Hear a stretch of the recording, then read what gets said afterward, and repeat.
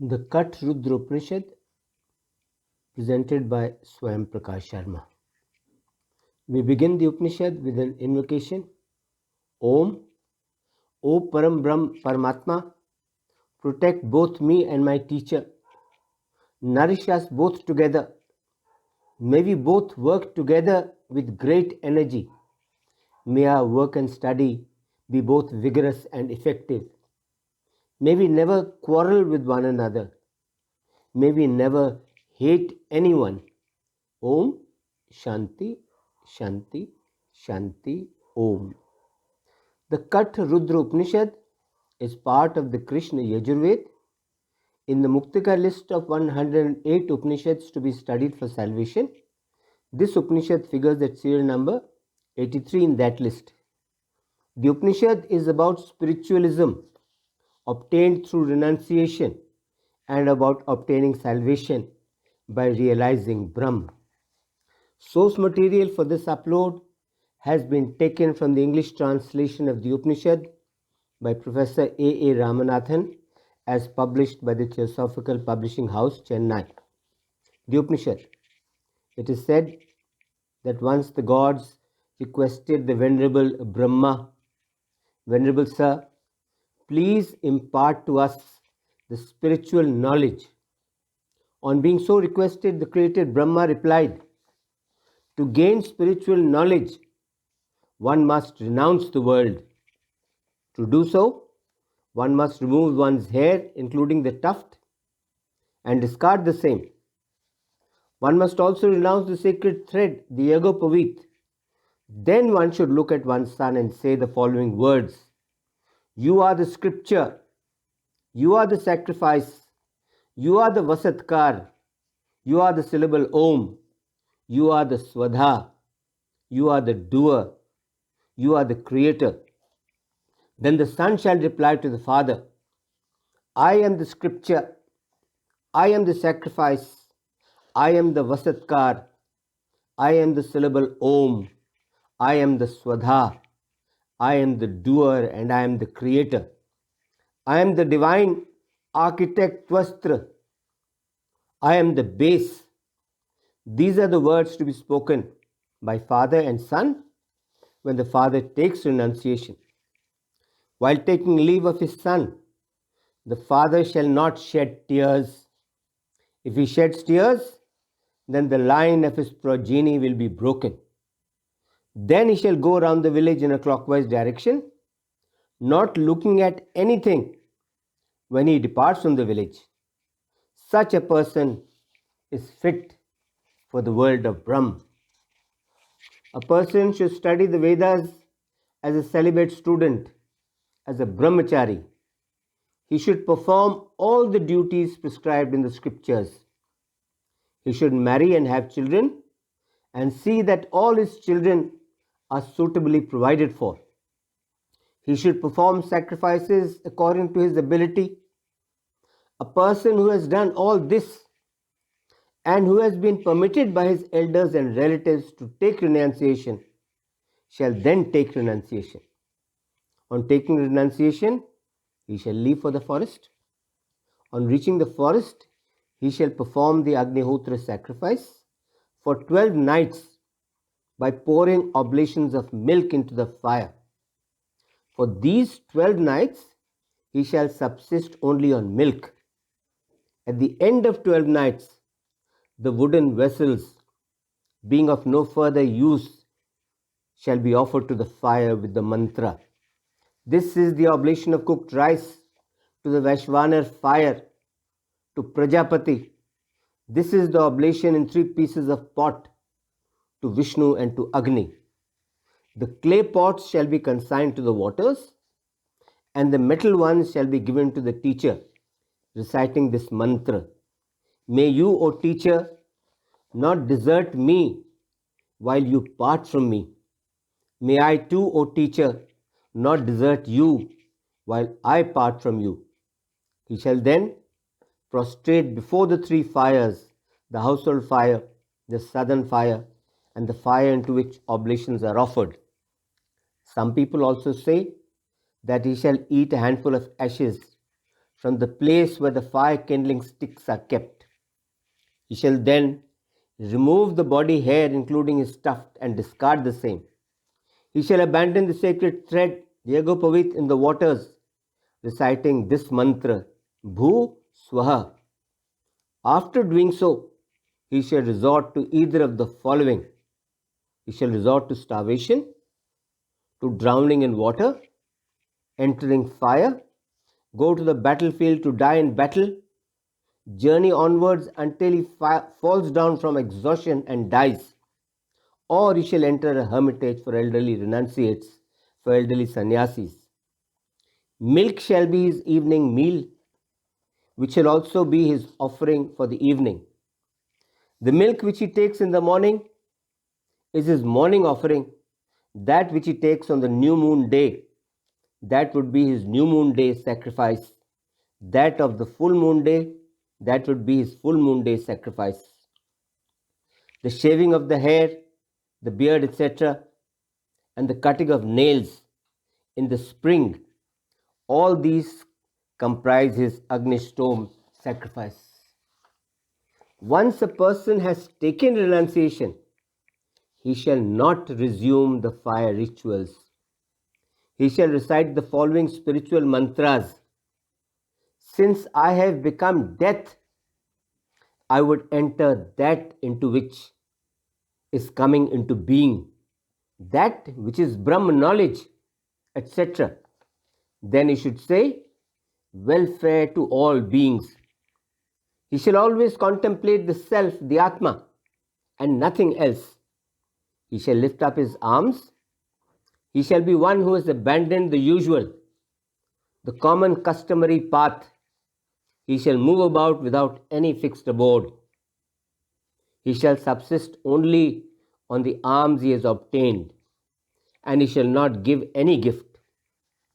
He shall not wear even scant apparel, except during the rainy season, for the protection of his animal body. The following verses support this. The water pot, the ladle, the sling to carry his personal effects, the staff, the footwear, the covering to protect him from the cold, the loincloth, the garment to cover the body, the ring of kusha grass, the bath towel as well as the upper cloth, the sacred thread, the yagopavit, and the scriptures. A renouncer, a sannyasi, shall renounce all these. The sannyasi shall always wash and bathe with pure water, and also drink the same. He shall sleep on the sands of a river bank or in a temple. He shall not subject his body to extremes, neither to extreme comfort nor to extreme hardship. He shall not exult when he is praised, nor shall he curse when he is blamed. The sannyasi who bears a staff shall never falter and always be firm in celibacy, looking at women for men and at men for women, touching them, playing with them, talking about them, entering into secret dialogue with them, imagining them, thinking about them, of physical enjoyment with them. This is what the learned call cohabitation. Brahmacharya or celibacy is contrary to all this. It is avoiding doing all this. Brahmacharya or celibacy is a necessary and essential condition to be observed by all those who seek liberation.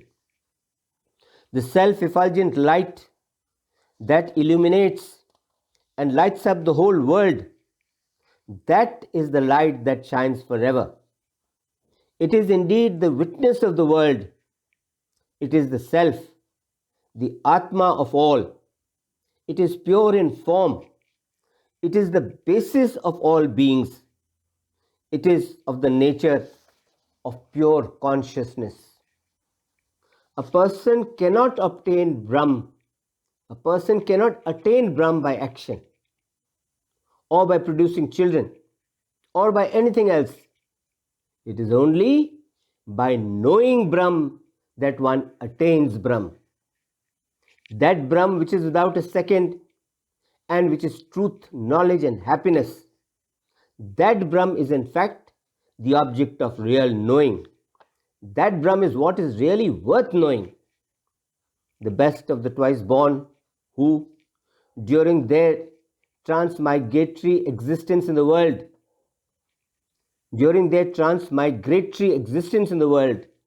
which is known as illusion, no Brahm residing in the cave, which is called the highest heaven, they attain all desired things instantaneously. The person who realizes his own self, the person who realizes his own Atma, which is the witness of the power called ignorance and illusion, knowing I am Brahm alone, he becomes Brahm itself. From this self, from this Atma which is one with Brahm and which is possessed of the power that is Maya, arose the unmanifested ether or Akash like a rope serpent. Then from this ether emerged the unmanifested touch called Vayu or air. Then from air emerged fire, from fire water, and from water the earth. Then, after dividing and compounding all these subtle elements into 5, from them alone the auspicious Lord created the cosmic egg. Enfolded in the cosmic egg are gods, are anti-gods, are yakshas, kinnars, human beings, animals, birds, etc., in accordance with the result of their actions. The bodies of beings which appear in the form of a framework of bones, muscle, etc., is the self of the nature of food for the all-pervading self. Then further, within this self is the self of pran or vital energy split into 5. Then still further within this self of pran is the self of the nature of the mind, which is different from the earlier selves. Then even further within this and different from it is the self of the nature of knowledge. Then in the interior of this and distinct from it is the self of the nature of bliss. In this way, the self which is of the nature of food is pervaded by the self which is of the nature of vital energy. The self which is of the nature of vital energy is pervaded by the self of the nature of the mind, which in turn is pervaded by the self of the nature of knowledge. And this ever happy self of the nature of knowledge is always pervaded by bliss. In the same way, the self of bliss is pervaded by Brahm, which is the witness and which is the innermost of all. Brahm is not pervaded by anything else.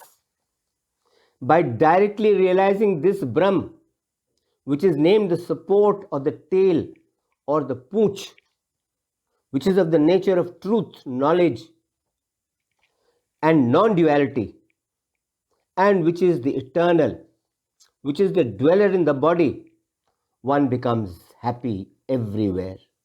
Otherwise, from where else can there be happiness?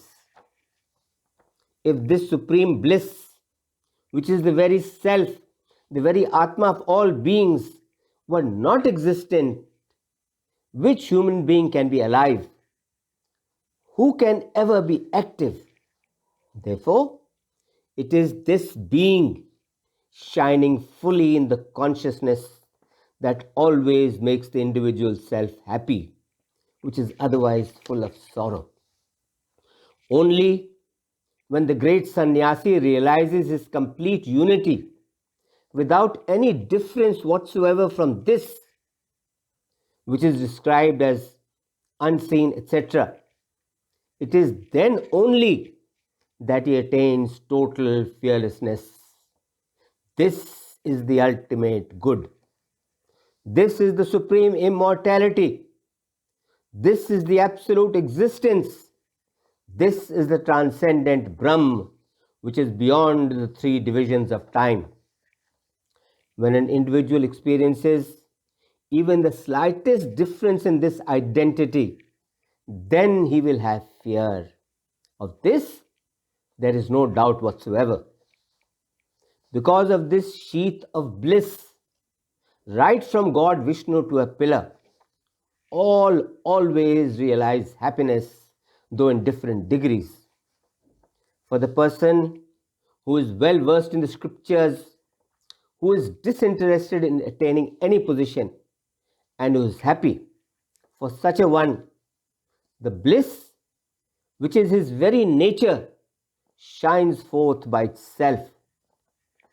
It is a well known fact that all word functions are dependent upon a base such as jati or caste, such as dravya or matter, such as kriya or action, and such as gun or quality or characteristic.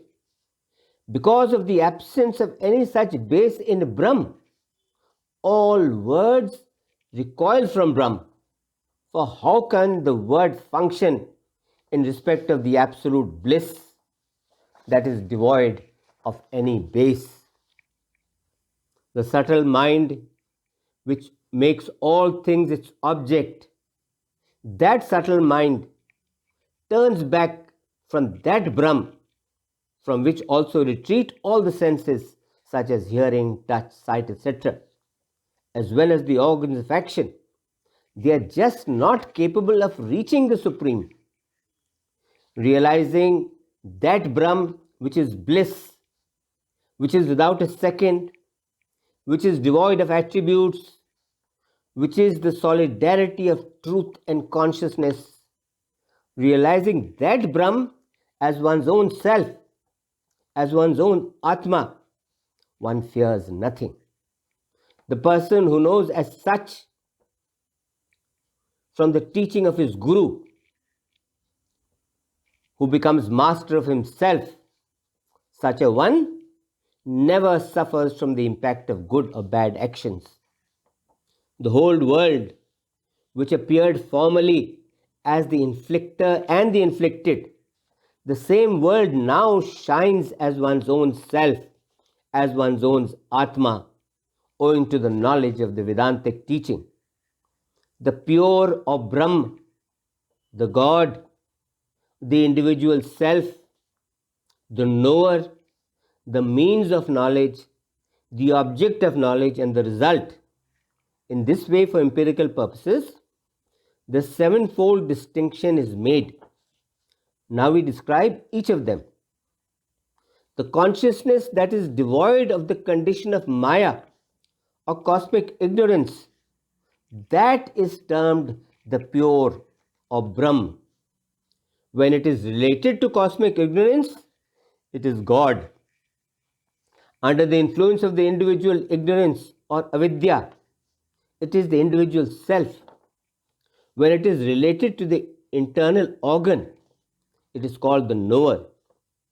In relationship with the modifications of the internal organ, it is called the means of knowledge. The consciousness which is not known is termed object, and the consciousness which is known is called result.